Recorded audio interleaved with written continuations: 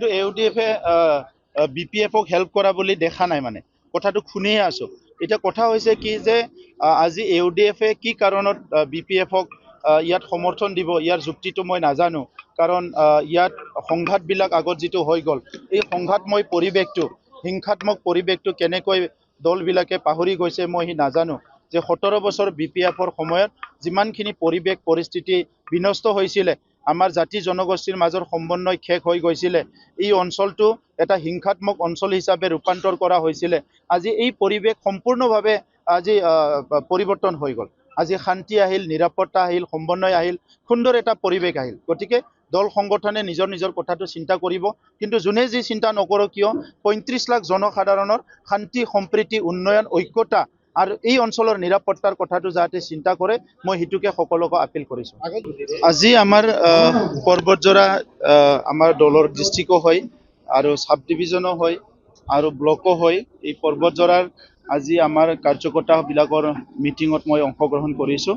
আগন্তুক লোকসভা নিৰ্বাচনক লৈ পেলাই আমাৰ দলীয় কৰ্মকৰ্তাসকলৰ লগত আমাৰ বিভিন্ন ব্লকত, বিভিন্ন সমষ্টিত মিটিং চলি আছে আৰু পৰ্বতজোৰাৰ আজি সুন্দৰ এটা মিটিং হ'ল।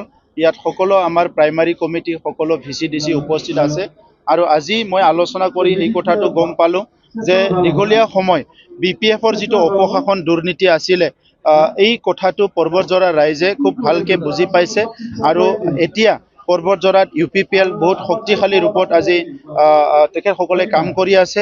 গতিকে আগন্তুক যি লোকসভা নিৰ্বাচন, ইয়াত আমাৰ 40টা সমষ্টিৰ ভিতৰত পৰ্বতজোৰা সমষ্টিয়ে হাইষ্ট ভোট দিব এনেকুৱা মোৰ লাগিছে। সেইকাৰণে মই আমাৰ পৰ্বতজোৰাৰ যিসকল কৰ্মকৰ্তা, কাৰ্যকৰ্তা, বিষয়ববীয়া আছে, মই সকলোকে ধন্যবাদ জনাইছোঁ আৰু অনাগত দিনত এই পৰ্বতজোৰা অঞ্চলত শান্তি, সম্প্ৰীতি, সমন্বয়, সকলো জাতি জনগোষ্ঠীৰ মাজত মৰম, স্নেহ, বিশ্বাস এইটো যাতে অটুট থাকে, ইয়াৰ কাৰণে মই ভগৱানৰ ওচৰত প্ৰাৰ্থনা কৰিছোঁ। আৰু এতিয়া ৰমজান মাহ চলি আছে, মই ৰমজান মাহৰ আমাৰ মাইনৰিটি দাদা ভাই সকলক শুভেচ্ছা জনাইছোঁ আৰু হোলী আহি আছে, 2 দিন পিছত হোলী হ'ব। এইকাৰণে আমাৰ যিসকল হিন্দু দাদা ভাইসকল আছে, সকলোকে মই হোলীৰ শুভেচ্ছা জনাইছোঁ। কোকৰাঝাৰ লোকসভা সমষ্টিত যিহেতু মাইনৰিটিৰ এটা বেছ আছে, ডাঙৰ এটা ভোট আছে মাইনৰিটি, এই ক্ষেত্ৰত দেখা গৈছে ইউডিএফে কিন্তু বিপিএফক সমৰ্থন কৰা দেখা গৈছে। এই ক্ষেত্ৰত আপোনালোকৰ ইউপিএফৰ কিয় অসুবিধা হ'ব নেকি? এতিয়ালৈকে দেখা নাই, আমি শুনিহে আছোঁ। কিন্তু ইউডিএফে বিপিএফক হেল্প কৰা বুলি দেখা নাই, মানে কথাটো শুনিহে আছোঁ।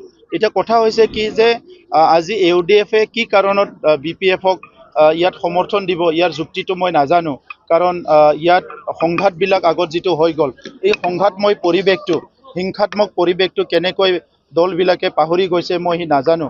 যে 17 বছৰ বিপিএফৰ সময়ত যিমানখিনি পৰিৱেশ পৰিস্থিতি বিনষ্ট হৈছিলে, আমাৰ জাতি জনগোষ্ঠীৰ মাজৰ সমন্বয় শেষ হৈ গৈছিলে, এই অঞ্চলটো এটা হিংসাত্মক অঞ্চল হিচাপে ৰূপান্তৰ কৰা হৈছিলে। আজি এই পৰিৱেশ সম্পূৰ্ণভাৱে আজি পৰিৱৰ্তন হৈ গ'ল। আজি শান্তি আহিল, নিৰাপত্তা আহিল, সমন্বয় আহিল, সুন্দৰ এটা পৰিৱেশ আহিল। গতিকে দল সংগঠনে নিজৰ নিজৰ কথাটো চিন্তা কৰিব, কিন্তু যোনে যি চিন্তা নকৰক কিয় 35 লাখ জনসাধাৰণৰ শান্তি, সম্প্ৰীতি, উন্নয়ন, ঐক্যতা আৰু এই অঞ্চলৰ নিৰাপত্তাৰ কথাটো যাতে চিন্তা কৰে, মই সেইটোকে সকলোকে আপিল কৰিছোঁ। আগন্তুক লোকসভা নিৰ্বাচনত ইউপিপিএলৰ মেইন এজেণ্ডা কি হ'ব, কি লৈ আপোনালোকৰ ৰাইজৰ মাজত? কি লৈ বুলি নহয়, আমি কি নল'ম সেইটোহে কথা। আজি UPPLে 3টা বছৰত ইমান কাম কৰিলে, কোনটো কথা ক'ম আমি? আমাকতো মানে কথা ক'বলৈ 3 ঘণ্টা 4 ঘণ্টা লাগিব। 3টা বছৰত আজি আমাৰ উদ্দেশ্য আছিলে শান্তি প্ৰতিষ্ঠা কৰা, শান্তি প্ৰতিষ্ঠা হৈ গ'ল। নিৰাপত্তা প্ৰদান কৰা, নিৰাপত্তা হৈ গ'ল। সমন্বয় কৰা, সমন্বয় আহি গ'ল। গণতান্ত্ৰিক বাতাবৰণ এটা সৃষ্টি কৰা, আজি গণতান্ত্ৰিক বাতাবৰণ আহি গ'ল। সুশাসন এটা গঢ়ি তোলা, ভাল এটা সুশাসন আহি গ'ল। ইয়াত কোনো ঘোষ ঘাছৰ এটা পৰিৱেশ নাই। হাজাৰ হাজাৰ মানুহ চাকৰি পাইছে, 8 আনা পইচাও ঘোষ দিব লগা হোৱা নাই। আনপিনেদি শিক্ষাৰ অনুষ্ঠানবিলাক আমি বহুত ভাল কৰিলোঁ। খেতিয়কসকলৰ লগত আমি কাম কৰি আছোঁ, মহিলাসকলৰ লগত কাম কৰি আছোঁ। ল'ৰা ছোৱালীবিলাক মানৱ সম্পদ গঢ়াৰ কাৰণে আমি Bodofa super 50, IS, IPS, UPSC, engineering, মেডিকেলৰ কাৰণে কোচিং দিয়াইছোঁ। চব কামেই আমি কৰিছোঁ। গতিকে আজি শান্তি প্ৰতিষ্ঠা কৰাৰ পৰা উন্নয়নলৈকে যিমানখিনি কাম আছে আমি চব কাম কৰিছোঁ। ৰাইজৰ ওচৰত যাবলৈ আমাৰ কোনো শংকা নাই, আমাৰ বিশ্বাস আছে, আমাৰ ৰাইজৰ ওপৰত সম্পূৰ্ণভাৱে আস্থা আছে। সেইকাৰণে এইটো নিৰ্বাচন আমাৰ কাৰণে কোনো এটা কমপ্লিকেটেড নিৰ্বাচন নহয়। এফালেদি প্ৰধানমন্ত্ৰী নৰেন্দ্ৰ মোদী ডাঙৰীয়াই ভাৰতবৰ্ষখন বিকশিত ভাৰত গঢ়াৰ যিটো এটা এজেণ্ডা তৈয়াৰ কৰিছে, এইটো ৰাইজে ইতিমধ্যে বুজি পাইছে। আঁচনিবিলাক গ্ৰাছ ৰুটত আহি পাইছে।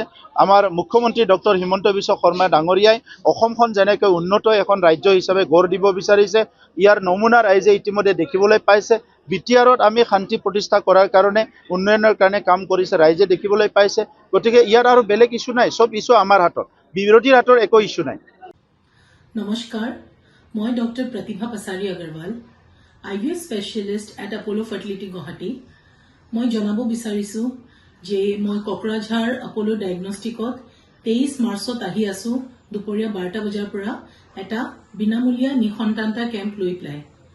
যাৰ এনেকুৱা ধৰণৰ প্ৰব্লেম আছে, নিঃসন্তানতা প্ৰব্লেম আছে, আহি পেলাই মোৰ লগত আলোচনা কৰি পেলাই চিকিৎসা কৰিব পাৰে। আপোনালোকে বুকিঙৰ কাৰণে কল কৰিব পাৰে 8135834710 নম্বৰত। আকৌ একবাৰ কৈছোঁ 8135834710 ফোন নম্বৰত কল কৰি পেলাই আপোনালোকে আপোনালোকৰ এপইণ্টমেণ্টটো বুক কৰিব পাৰে। ধন্যবাদ।